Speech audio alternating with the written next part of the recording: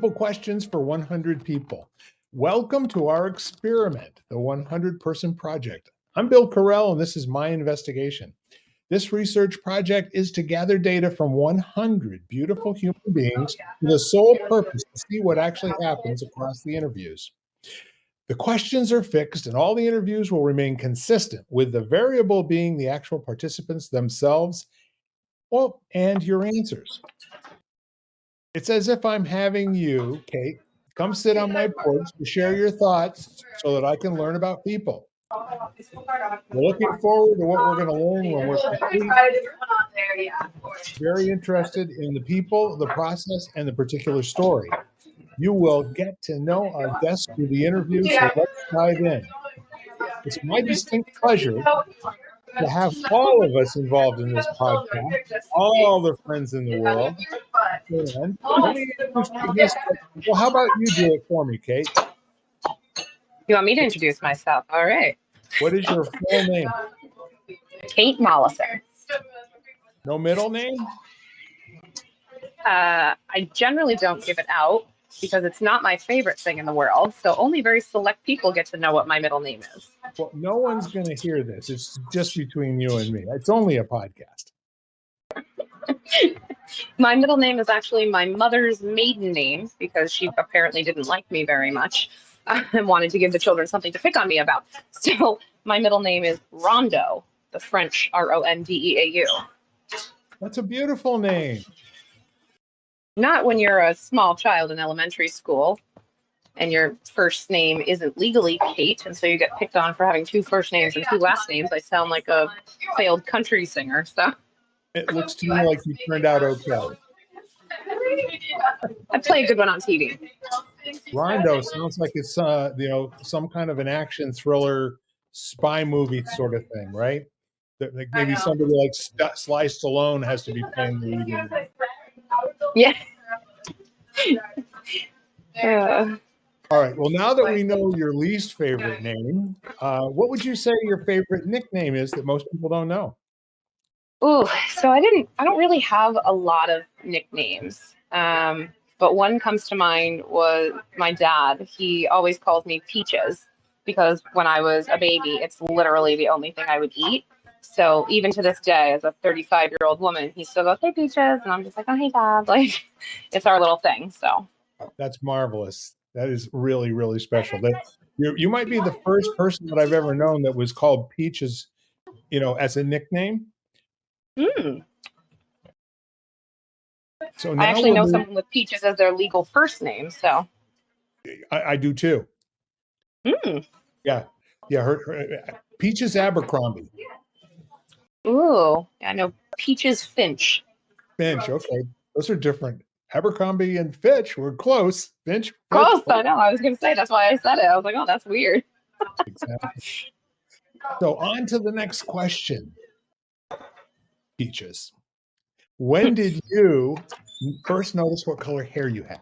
And I won't do that again unless you want me to. Ooh, so I am painfully aware of my natural hair color because I am naturally a redhead, even more red than this, like a deep chestnut auburn type of red.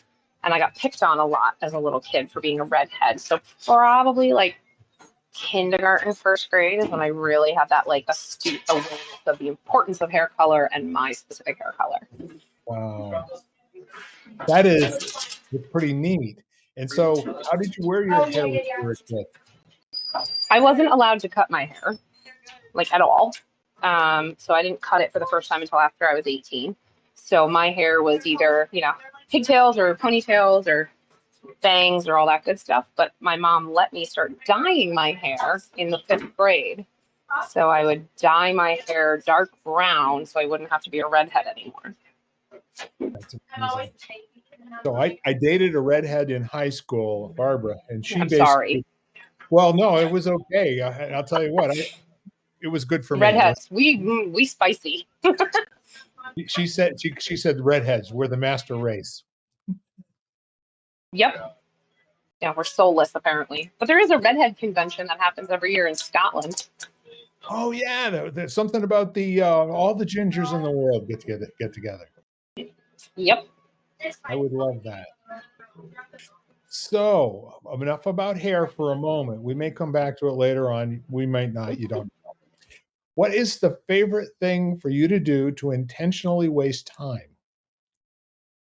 Oof. I'm a big visual learner, so like I spend a lot of time on Pinterest or on TikTok. Usually it's like self-education or like I'm a fashion nerd and a history nerd, so I'll look at like fashion throughout the ages and different videos and stuff like that. So I'm a big intern web scroller. So maybe if I wanted to learn more about Pinterest, you could put me through a seminar. Absolutely, I could. To me, it just occurs like a whole bunch of unrelated pictures that are all kind of like a collage. But it's an algorithm. So the more you use it or the more things you search or the more niche you get, the more curated your feed will become, similar to TikTok. What you look at, you get more of, huh? Okay, I like Correct. that. Those algorithms are my friend. I'm in They're the business. not, because they tell me things I don't want to know. And then I'm like, I feel attacked. Like, I didn't need the cheesecake recipe. Thank you. Well, Timu uses that same sort of a thing. I don't know if you've gone on there, but if you happen to look at something, you'll now see 25 of those and be getting texts and emails and that's the age we're living in, algorithms. So Pinterest, thank you. You just connected the dots for me. I love Um, it. so in addition to that, and what makes it time wasting for you? Is it something where you really can just lose yourself, or do you get anything in particular out of it? Well, TikTok really is a time sucker. Like, I lose time when I'm on TikTok. I think I'm on it for maybe 10 minutes and I look at the clock. I'm like, 3 hours. Like, but Pinterest is because I'll end up down rabbit holes and on tangents. And, I'll start by looking for something or researching something or interested in something. And then I'll, you know, dovetail off into other things. And then I'm like, oh God, I gotta go. Like, so it just becomes like a time warp. Yeah, it sounds like once you discover how long you've actually been on, there's like a maybe a little bit of happiness slash embarrassment slash oh what the hell. Yeah, it's more of a like, oops, I was supposed to do other things. Oh well, at least I'm happy. Like, And but I that's the had to literally uninstall TikTok from my phone because I was finding like bedtime. I would go and I would be like, oh, I'll just scroll for like 10 minutes. And then it's like 1 a.m. and I have to be up at 5. And I'm like, nope, uninstall. So I had to uninstall it. TikTok at bedtime can be a bad idea. Yeah. Hmm. So moving on, what is your favorite movie to watch alone, Kate? Ooh, it's kind of situational for me. Like for me, movies and music are meant to evoke emotions. So if I'm looking to have a good cry, I have a movie that I like. If I'm looking to have a good laugh, there's a movie that I like. There are some movies that I just have personal resonance with, and I don't share with anybody, so I'll watch those alone. Like, so it's kind of a hard question to answer. But I think right now, my favorite movie to watch alone, and everyone's going to laugh at me for this, it's Doom that has Dwayne The Rock Johnson in it. It is Oh yeah, literally one of my favorite movies. I could watch it on loop in perpetuity. It is so bad, it's good. It's so good, it's bad. But I think that's what they were going for. the point of view scene when they do the first person shooter, because I played that PC game, it was like, touched my heart. I love it. So now we know that there's a menu, but at the top is going to be The Rock. Always, that's my boyfriend. Like, I even tell my boyfriend, I'm like, listen, he's my hall pass. So sorry. I have a dear friend who says that she has a handwritten pass that if she ever is in a situation with The Rock, her husband has said, "No worries, Okay. get her Yep. It's done." like if he knocks on the door, it's like, I'll see you in 3 days. Yeah, It's like exactly. Vegas. What happens with the rock stays with the rock. Oh, there you go. Yeah, any which way but loose, right? I love it. So now, this is the one I'm very interested in. Having spent a little bit of time with you so far, you were to have an action figure made of you, what superpower would it have, and what colors would its uniform be? Ooh, well, my favorite color is purple, so I'm gonna go with like multiple shades of just the color purple. I imagine it looking very like Elastigirl from The Incredibles, but with a cape and purple. And I think that I would be a mind reader if I had a superpower. Now, what Don't know would that you an do with action figure that? can have a superpower, but what would I do with that? Just cure my never-ending anxiety around not knowing how people are feeling. Hashtag trauma response.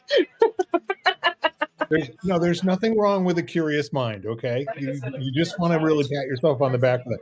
You at least you're inquisitive, right?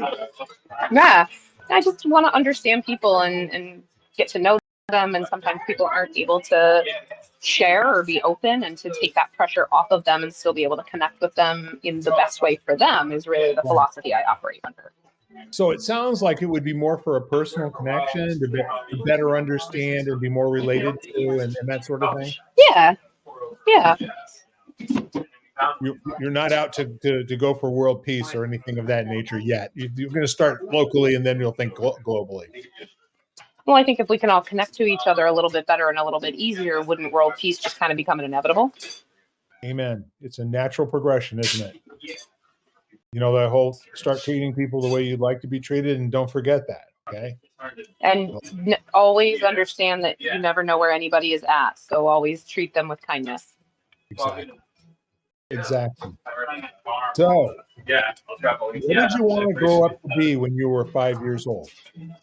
A lawyer. I had a briefcase and everything. Like I took my grandfather's old briefcase. It was his leather one with like the dial, lock on it. And I kept a notepad, a yellow legal notepad and pens and some M&Ms and some dolls, obviously, in there. And I would walk around the neighborhood and offer free legal advice. That's fantastic. At 5, I can imagine you were probably a pistol. When I was allowed to be, yeah. Yeah. So, Controlled chaos. how did you get that inspiration? Where did that come from? I'm not really 100% sure, honestly. Like I don't even know the first time I understood what a lawyer was, but once I learned about that, I kind of hung on to it, and that was it until, oh gosh, maybe eighth, ninth grade, and things changed from there. Where I went, you know what, lawyers get a bad rap. Maybe I want to be a social worker. So let me see. What year was Ally McBeal on? That might have Ooh, been. that was the 90s. Yeah. Yeah, that was the early 90s. So I was like little, before 5, but I Yeah. don't think we watched Ally McBeal in my house. We were more Law and Order people, so it might have been all the dun dun in the background. Wink, wink. Always loved that. So now, what is your greatest accomplishment? Oh gosh, there's so many ways I can answer that, and I try to dig deeper than the surface. Not that people saying their kids are not an accomplishment or owning a home isn't an accomplishment, but really, I think for me, it's my self acceptance, my self love. Like I've really learned to love who I am and how I am, and to live that way authentically, and to help teach other people how to be that is like such an incredible deviance from who I was even 5 years ago. So I think my greatest accomplishment is my capacity to love myself. I really can hear you, and I really get that was not something that you arrived at simply, or even probably were all that interested in putting any energy in it sometimes. And it Correct. probably was very unrewarding at other times. But to get through that, there's like an eye of a needle you have to get through in order to finally get to that. Son of a bitch, I'm okay. I can do this. Yeah. I don't know how, but Yeah. I'm the adult, and that's okay, and that's enough, and I'm successful and functional to a degree, depending on the definition. as far as other people know, right? Right. I think that's the most awesome answer to that question that I've heard out of 30 some people. Aw. Really? Oh, Yeah, and I'll tell you what, it doesn't discount any of the other accomplishments that people have expressed or have actually accomplished. But for you to kind of open yourself up and basically say, um, "I was work," you know, I was and work, I and still am. I'm yeah, not done working, because if we're done working or we're done learning, then we're dead. well, But didn't I you go think from that being yeah, you went from being work to being a work in progress, right? correct. Perfect. Perfect. And so now, who is your favorite person to listen to? My dad. My dad. Yeah. Yeah, he just has a really interesting way of like talking and relating and storytelling in a way when he talks, and he sees the world differently from anybody else that I know, and the observations or connections that he makes.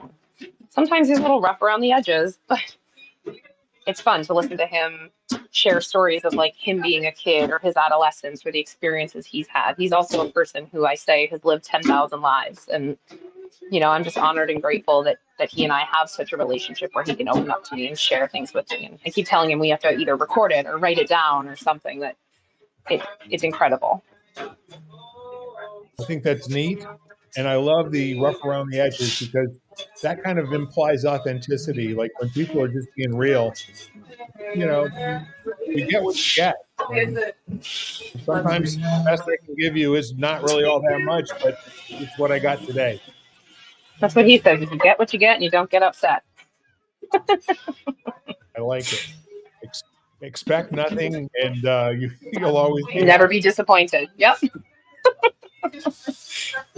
So, are there any particular topics, or are there any, or is it just being with him and hearing what he has to say about life? And you did mention his childhood, but is there anything else that you kind of like you go to him for if you're in need of a spark or in need of just a little bit of light or whatever? I know that he'll always be a straight shooter, and he'll always give me, the truth, even when it's ugly, even when I don't want to hear it. So if there's a time that I need to be told the truth about something or someone or a situation, I know that I can go to him. And he's probably the only person I'd be like, I don't want to hear this, but I need to take this to dad. And I know what the answer is going to be, but I still need to hear him say it. And he'll always kind of level set me. So, we have a really, really good relationship that he can kind of call me on my stuff and kind of put me back on a good track. And he never tells me what to do or how to do it, but he kind of lets me arrive at things on my own. And it's more that just conversation. And I think sometimes he doesn't even realize that that's what he's doing. But um, so that, and then I like to listen to him. He used to be a commercial long haul truck driver.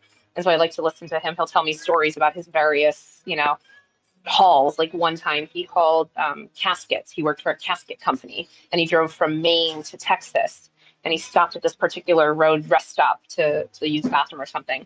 And this homeless person came up to him and was like bugging him for a ride. And he had been like, nah, dude, nah, dude, no, dude. And then he finally got sick of him. He's like, all right, yeah, I got space for you. Come with me. And he goes around the back of the trailer and he opens up the gate. He's got 87 seats. Pick your favorite. And the guy looks at him like, ah, and then like ran off. My dad's that kind of person. Or I was just like, oh, that's hysterical. Like I would have done the same thing. So I appreciate that, like, you know, cojones. A lot of time alone to think up things to do, and I'm sure he was like laying for this poor man. Like Yeah. someone's going to get the benefit of my sense of humor today. I don't know who that lucky person is. I don't even know that he like plots it. I think sometimes it just bubbles into his mind, on the spot where he just has that great ability to just capture a thought in the moment and then act on it in a really fun way. That's pretty cool too. It's all again part of what you see is what you get, and what you get is what you get, and that's it. Well, he's a big kid. Like he really is. He's just a big kid. So it's fun to like watch him with my kids. Or like I remember when we were younger, we went to Disney World for the first time, like watching him skip down Main Street in Disney World as, 40, 50-year-old man with a knee problem, but he still was like, I don't care. And like dad New Balance sneakers and fanny pack and all, like just took a gallivant down the street in Disney World and didn't care who saw. And He loves that stuff, and that's what I love about him is he lives unapologetically himself. I love that. And what you brought to mind was the first time that we went to Disney with our 5-year-old and our 7-year-old, and the younger daughter, who's now 42, was 5, and she did the exact same skipping down the boulevard. We called it the Becky Boogie. Yep. Well, my dad did the Becky Boogie, so. So now that's really cool, and I really appreciate all of those insights. And speaking about being a kid, let's put you in that mindset again here. Please complete this sentence. When I grow up, I'd like to. When I grow up, I would like to.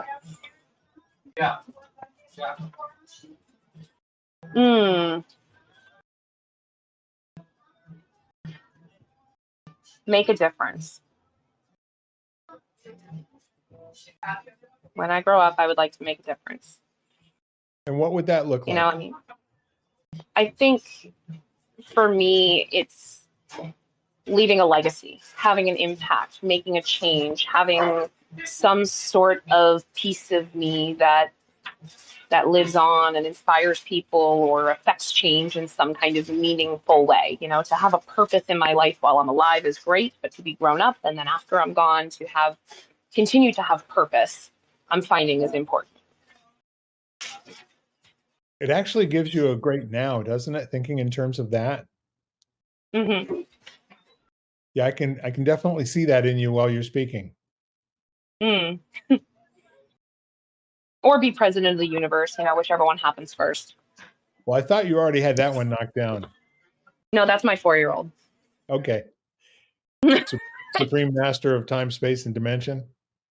Yeah, she really is. She just has to decide if she's going to use her powers for good or for evil. Are you leaning in any particular, whatever seems to make the biggest difference in the world, right? It varies from day to day with her, but she is only 4, so. She's delightfully thoughtful, but also incredibly maniacal if she wants to be. And that's a dangerous combination because there's a lot of intention and cognition around her maniacality. And I'm like, oh, that's scary. Does she notice when she's being how she's being? Oh, 100%. She's astutely aware of how intelligent she is, and it's a conscious choice. Yeah, okay. I like it. We're all in trouble. No place to hide. Or she'll find you. I know, I get it. I really do. And she will never quit. We hope that she never loses that skill. So kind of standing on that or not, what is the most important thing in life to you right now? Ooh. The capacity to be present, to be mindful, to practice the ability to be comfortable with the uncomfortable and the ambiguous. We as people get so caught up in needing to know what the future has in store for us and what is next or what's behind the next door or next opportunity or missed opportunities. And that's something that I found myself getting caught up in a lot. But I think on the same vein as being comfortable and loving myself, with that discovery came the discovery of the importance of just being present, experiencing the now. Not to say don't worry about the later, because you have to kind of do some planning for the later, but plan for it, but then let it go, because you can't continue to reinvent that wheel. Yeah, I heard that eloquently said earlier today, that so many people are constantly planning about the next thing and the next thing. They almost never get, when they get to that point, they never get to enjoy the now of it because they're always thinking about what's coming next. So I really love what you're saying. The whole mindfulness and being able to embrace what's going on around, even like right this moment. The world is full of this, the world. Whenever you say, I'd like to do something, you know what his first response is? Well, we'll just see about that. Yep. You know? Life is funny like that. It's like you have a plan and you think it's this linear line, but it's like, ooh. That's the Exactly right. technical term, in case you didn't know. Yeah, or an approximation of that, right? Sure, sure. You can just When this gets transcribed, I'm not quite exactly how that's going to be spelled, but they'll come up with something. I'm sure. So, with that being the most important thing in life, what would you like to leave in the world after you've your life is done? You started talking in terms of making a difference, and what in particular difference can you see that you could articulate or be very specific about?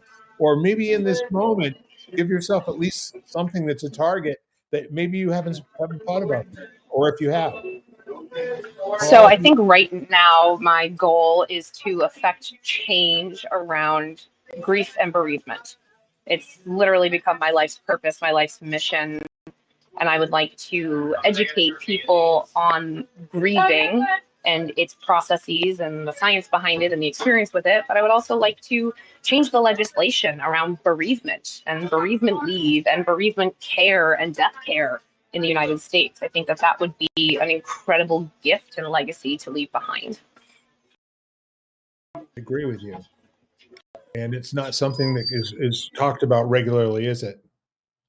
No, and that's why I chose the work that I do and started the business that I did, was so I could do that and give that to people to foster that dialogue. You know, talking about death doesn't have to kill you. It really is a part of life and we can't avoid it. So why avoid it? Well, that's a courageous thing to take on, because it's not like you just go out and you go to work. You have to teach people language first. You have to get Yes, inside of their understanding of what they think it is, and that it isn't, because they're not present while they're in a grief state. And all the other things that go along with it. It's not like you can hand them something, now it's all better, Here, take this there's no cook. pill or blueprint or book or roadmap or anything. And grief is so personal and individualized that there's no blanket statement or script or anything that I can say. So you really have to continually reinvent the conversation every time you talk to someone new about it. And that's a challenge, but it's also a pleasure for me to get the honor of doing that work. Well, kind of hearing it in my words, as a business and life coach, what I actually hear is the whole notion of giving people something, to kind of deal with the noise going on in their head and all the thought distortions, not thinking that they're true and real and need to be acted on or to be avoided, but they're just like the air that's going on around you and a leaf falling through the air and all the other million things that happen every moment that you don't notice, except for Right.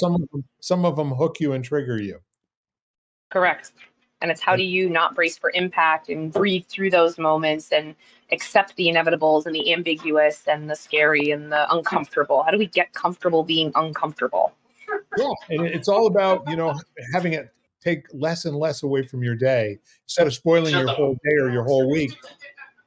It comes back to, maybe it's only an hour, maybe it's only a minute, maybe it's something you can learn to chuckle with afterwards about your response to whatever it was. And then for a moment, you feel cocky and you say, well, bring on the next one. And then when it comes, you go, well, I got what I wished for. So here we are. It's like learning to swim in the ocean. You know, you get dropped in the middle of this and you have to learn how to like surf these waves without any experience. And eventually over time you learn how to tread water and ride the wave. But it's a really stiff and steep learning curve that no one can prepare you for until you experience it. Yeah. And the alternative to getting good at it is to drown and die. And Correct. quite literally, some people choose to do that. They don't do anything else the rest of their lives. They don't choose to do it, they don't choose to do anything. And that's really the success to, the key to successful grief is choosing to be open to the opportunities to experience joy. And exactly, as opposed to having something that's either this or that. So maybe by being mindful, there's other opportunities and things that can present themselves that will buy you a piece of a cookie right now, if not a whole one. Being present, exactly. 100%. So that's really great. And I love your take on life. I love your take on, answering these questions. And I got a baker's question for you. Do you go to a baker much? No, not particularly, but The lay it one I on me. go, the one I go to is really beautiful. So if I get a dozen muffins, I get a 13th one for free. Aha, baker's I've never, dozen. I've never bought. Yeah, exactly. I've never. So this is the baker's question. Okay. So, Kate, what is the thing that most people misunderstand about you?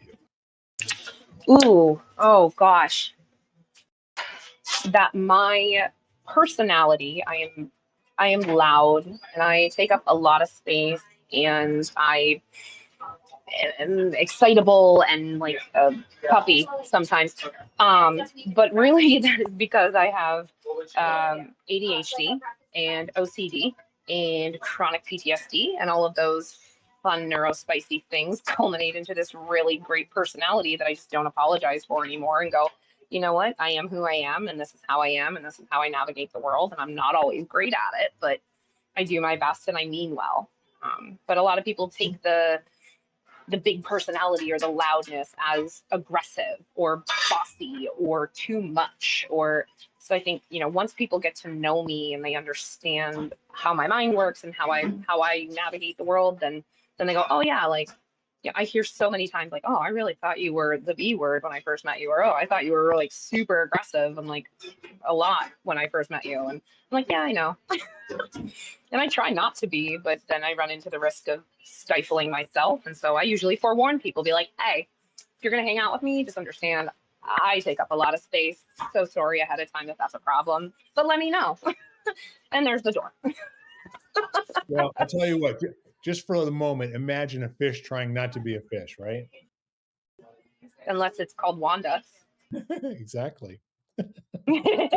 I wonder if Wanda really knew her name was Wanda. Maybe. And that was a great movie. One of my all-time One of my favorites. favorites. Yeah. Well, maybe we have a future watching some all-time favorites together at some point. I would love that. Love it. Double feature with Doom and a fish called Wanda. Yeah, there you go. Absolutely. Great casts in both. I love it. So that's it for the scripted questions. Do you have any questions or anything that you'd like to say about the questions or this experience? I love this. Like, I really think that this is an important dialogue. I'm not going to lie. You sent me the list of questions, and I was like super overwhelmed. And that ADHD neurodivergency, like, I read the first 5 questions and I had to close the email, and then I forgot it existed because out of sight, out of mind. And then I went back and looked at it today, and then I had like not a panic attack, but a like "Ugh," about it. And then I, you know, was like okay with it. So here we go talking about that neurospicy. But no, like anybody else who does this, like don't get overwhelmed by the list of questions. Just understand it's a conversation, and just the opportunity to talk about myself is new for me. Nobody really asks about me, and the opportunity to share my passion for my work. And if it's okay, I'd love to share, my website, and if we could include that, that would be great. So for people who are looking for grief and bereavement support or resources, I By all own means. On Tuesdays We Wear Black, and I can be found on www.otwwb.com or on tuesdayswewearblack.com, where I host a free educational blog and nationally accredited resources for grief and bereavement. Well said. Thank you.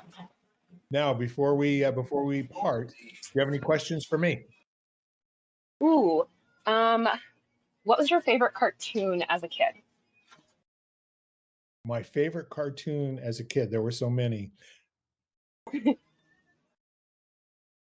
So, being a freshman in college, and having been up all Friday night and hearing that Warner Brothers intro to that Oscar-winning Rabbit on Saturday morning, Mm-hmm.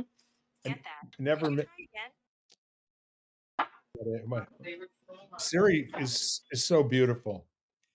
So when I was a kid, I would have to say my very favorite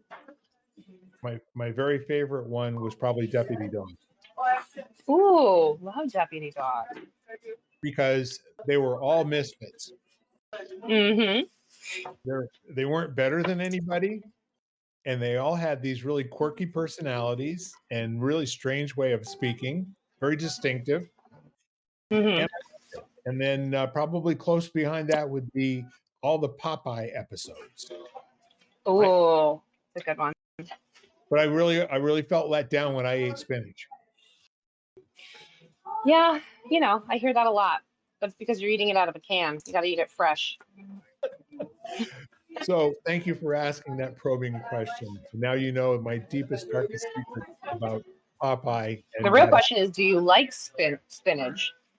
Oh, I love See? it. I love So it, you man. gained something from Popeye then. 100%. A matter of fact, I got spinach in my refrigerator right now. I love having it on salads. Rarely, until it's starting to get a little bit long in the tooth, will I boil it. But it's usually just another green. I like it on pizza. Excellent spinach pizza. You put Yep, it I'll do on. spinach and chicken on pizza. Golly, we've got a future. I can see that. So actually, because I don't eat a lot of bread, I actually take shredded chicken and I turn it into like a pizza crust. Like I have a recipe for like baked shredded chicken, and it turns that into the pizza crust. And then I'll That's put either like a cheese sauce or something on it, or an Alfredo sauce, and then I'll do my shredded cheese and my spinach and like bacon or something. And so you got chicken bacon pizza. we have covered the beach in terms of topics. I love it. We've managed to get into food. One of we both are in the same lane with regard to protein and green. So, well, And you'll get a little bit of everything with me when you talk to me. So hey, I want to thank you for opening yourself up and spending this time.